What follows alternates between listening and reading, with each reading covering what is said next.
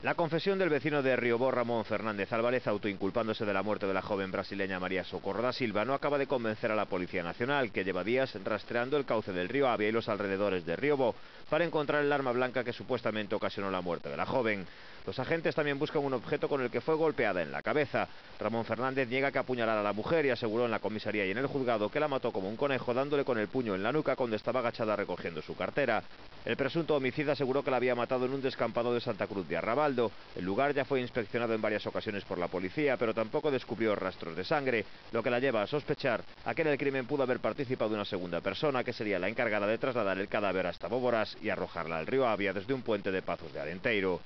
Los agentes sospechan que Ramón Fernández no dice toda la verdad sobre el crimen y continúan rastreando el cauce del río Avia y los alrededores de Riobó para encontrar la navaja y el objeto con el que fue golpeada la joven. Hasta dudaban de que el escenario de la muerte fuera un descampado de Santa Cruz de Arrabaldo. Los restos de María Socorro da Silva están a la espera de ser repatriados por la administración, dado que su familia carece de recursos para hacerse cargo del desplazamiento hasta Brasil.